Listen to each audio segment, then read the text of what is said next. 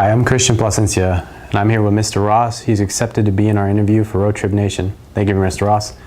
How'd you get to where you are today?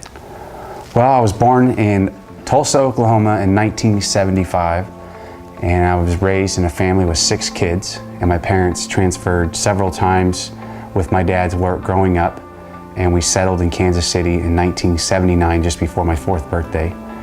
Grew up in a very Midwest, conservative, great family environment, and in 1994 I graduated from high school and got a full ride scholarship to the University of New Mexico in Albuquerque, and I played football there for 5 years while starting in architecture school and then switching to teaching, and I taught for 3 years elementary physical education, and then now I'm in my 11th year as a teacher. When did it finally click for you that you knew what you wanted to do? And she said, "What do you mean all right?" She goes, "I thought you want to be an architect, you want to build things and design things."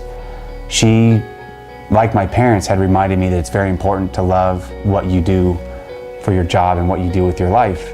And she said, "Well, if there's anything else you'd want to do, what would you want to do? What would be like the perfect job?"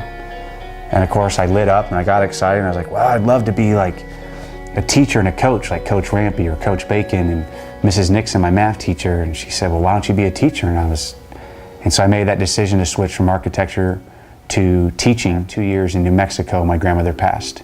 Hearing people reflect on her life and the kind of person that she was made me realize that I wanted to do something with my life that was going to be meaningful and purposeful and make an impact on other people. Can you describe a typical day in your life? My big focus is on trying to inspire kids to accept personal responsibility for their health, for the quality of their life, and encouraging them to live a non-sedentary lifestyle, to remain active and to eat healthy. And I say a lot to my students that the most important thing that they're ever going to own is their body, and to appreciate that and to value that. And it's that their responsibility to protect it and to take care of it so that it's there for as long as possible to live a satisfying life. What were some of the main keys that helped you achieve to succeed? I think when it comes to achieving personal success, it comes down to having high expectations. If you attack every single thing that you do with 100% effort, never settling for less than your best, putting 100% of yourself into something, that you can be successful at whatever you do.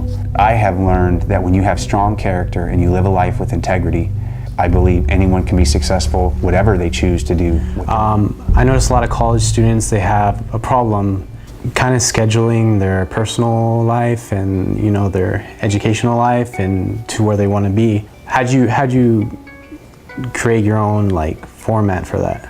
I feel very fortunate because I don't feel like I have to work at that. And I know it sounds cliche, but I truly love what I do. I've never in 15 years of teaching woke up on any day and said to myself, "Oh, I have to go to work." I see it as what I'm doing with my life. And the day that I wake up and I have to say to myself that work is separate from my life and that they don't mix and they don't mesh, then I'm in the wrong job and I need to switch professions. Now, looking back to the first 10 years of college, do you wish you can take anything back or change anything? I did not put enough time and investment into personal relationships outside of football. What are some skills that someone needs to be successful in your field? For teaching, I would say to be successful teachers, you have to have a very genuine and natural desire to want to pass on the good things that have happened in your life. If you had some advice to some young kids that are getting ready to jump into the real world, what would it be? I would say that the most important thing is that the soonest in your life that one can decide what a satisfying and happy life looks like for them. Because I think it's important to live with no regrets. And I think that people need to know what truly brings them joy and happiness. And if you are living the life that is right for you, you're not following the expectations or the path that others suggest for you or have pressured you to go down. But if you're really truly doing what you want to do and it makes you happy, then I think you will be successful and fulfilled and satisfied. And I think one of the biggest things that I think about every day is when my time is up and my life is over, my career is over, and I'm gone, how are people going to remember me? And when I lost my grandmother and went back for her funeral service and helped my mom with a few days, helping to finalize and close all her personal belongings and to basically close her life, made me realize that when my life's over, I want people to feel about me the way that all these people felt about her. And so I don't want to have any regrets, and I want to know that I lived the best life that I could. And I think in order to do that, I have to be happy in what I'm doing.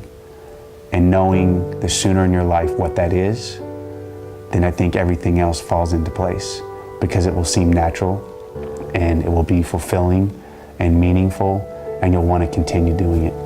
And I think that's the most that anyone could ever ask for.